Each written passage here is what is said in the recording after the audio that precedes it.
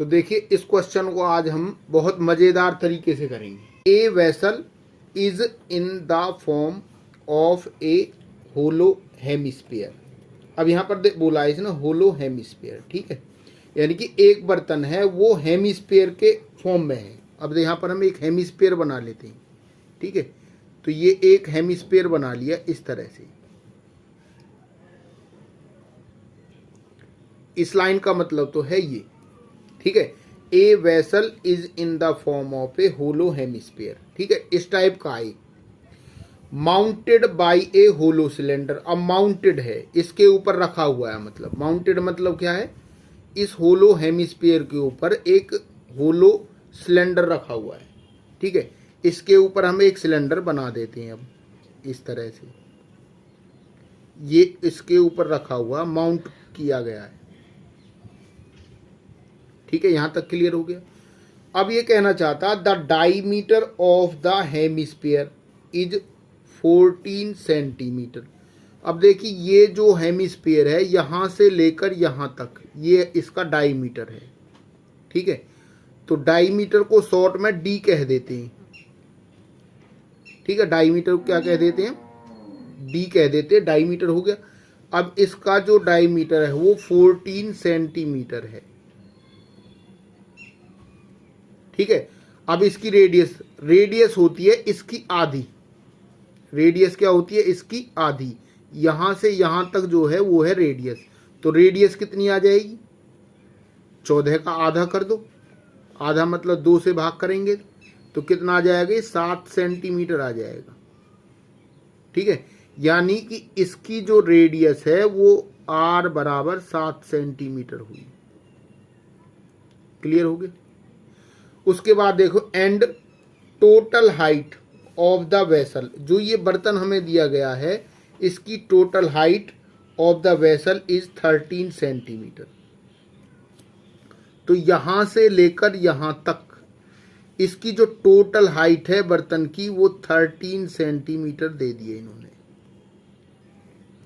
ये क्लियर हो गया।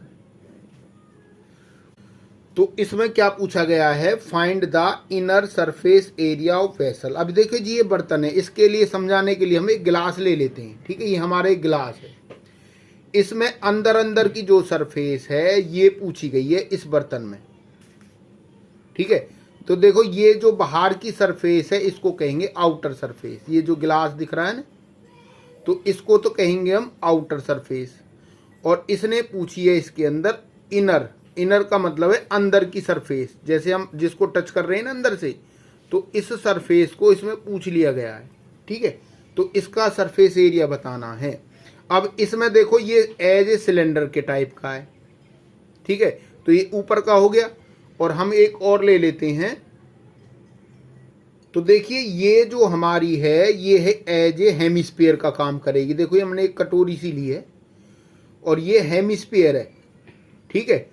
तो इसके ऊपर ये माउंट किया गया है सिलेंडर। तो देखिए हमने गिलास ये इस तरह से माउंट कर दिया गया, ये दिखा रहे हैं हम। ये एज ए हेमिस्फीयर, वो हेमिस्फीयर हो गया और ये एज ए सिलेंडर हो गया। क्लियर। इसके अंदर की हमें सरफेस पूछी गई है, अंदर अंदर की है, ठीक है। ये इसकी अंदर की सरफेस और इसकी भी अंदर की सरफेस पूछी गई है। अब देखिए जो ये हेमिस्फीयर है इसका जो फॉर्मूला होता है सरफेस एरिया का, इसका जो ये हेमिस्फीयर है इसका जो सरफेस एरिया होता है वो होता है 2 पाई r स्क्वायर। ये ध्यान रखना बच्चों को, ठीक है। जो ये हमें अब दिखा रहा हूं ये हेमिस्फीयर का काम कर रहा है जी, ठीक है। तो इसका जब सरफेस एरिया हम जब भी निकालेंगे तो इसका सरफेस एरिया निकालने के लिए फॉर्मूला क्या होता है, 2 पाई r स्क्वायर। क्लियर हो गया। अब ये हमारा एज ए सिलेंडर है, क्या है ये, तो इसका अगर हमें सरफेस एरिया निकाला, अंदर से निकालें चाहे बाहर से निकालें, ठीक है। चाहे वो अंदर से पूछ ले चाहे बाहर से, तो इस प्रकार का जो सिलेंड्रिकल शेप होगा तो उसका सरफेस एरिया क्या होता है बताइए, 2 पाई r h। क्या होता है, 2 पाई r h, ठीक है।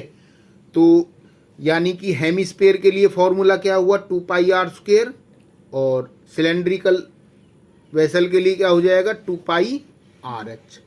अब सबसे पहला का जो काम होता है क्वेश्चन को समझना होता है। जिस बच्चे ने क्वेश्चन को सही ढंग से नहीं समझा ने, वो उस क्वेश्चन को फिर नहीं समझ पाएगा।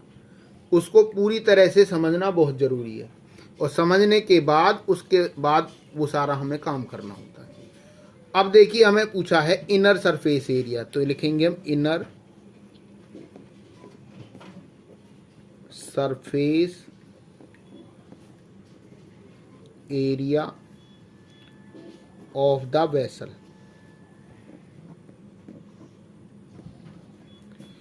अब देखिए यहां पर एक सिलेंड्रिकल शेप है और एक हमारा हेमिस्फेरिकल शेप है। ये सिलेंड्रिकल हो गया, ये हेमिस्फेरिकल शेप हो गया।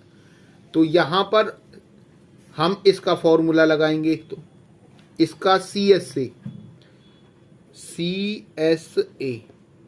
CSA का मतलब होता है कर्व्ड सरफेस एरिया। कर्व्ड मतलब जो गुलाई में हो। देखो यहाँ पर भी ये गुलाई में है। देखो ये जो हमारा है ना हेमिस्फीयर है, ये गुलाई में है।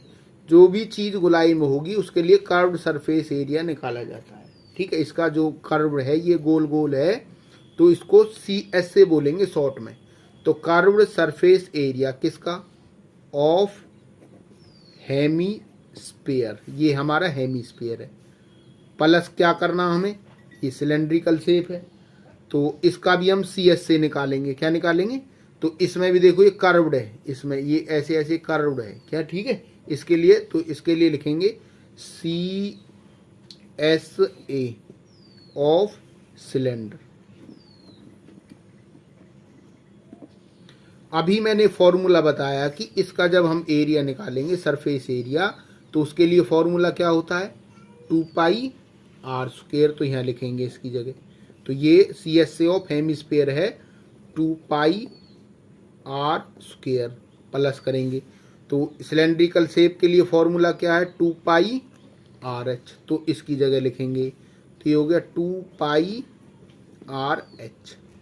अब देखिए इन दोनों में अगर मैं इसको और डिटेल में लिखूं, देखो डिटेल लिखने के लिए क्या कर रहे हैं 2πr, ये 2 बार r है, मैंने 2 बार लिख दिया r², प्लस में 2πrh मैंने लिखा क्यों है, इसलिए लिखा है कि जिससे कि हम कॉमन ले सके। देखिए 2πr यहाँ पर, 2πr यहाँ पर, क्लियर होगी।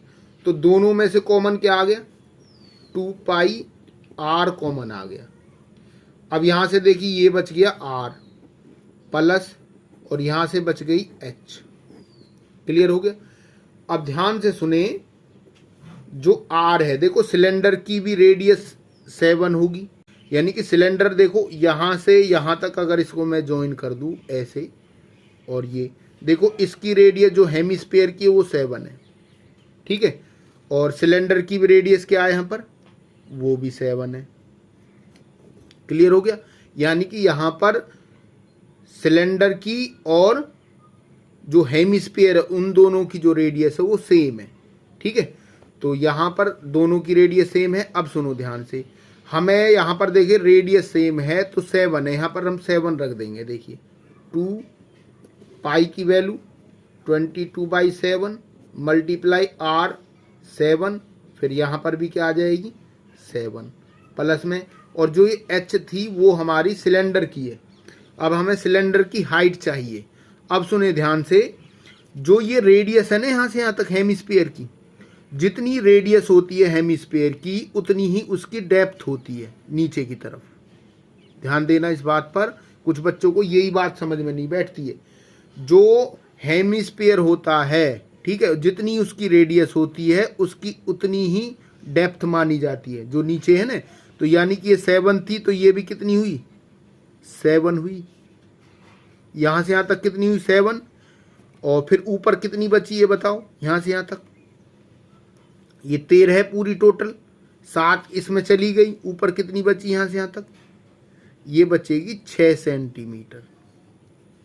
अब देखो 7 और 6 13 हो गया। ठीक है, 7 और 6 13 हो गया, यानी कि ये कहलाएगी हाइट ऑफ सिलेंडर। क्या कहलाएगी, ये सिलेंडर की एज ए हाइट होगी। क्या होगी? क्लियर होगी?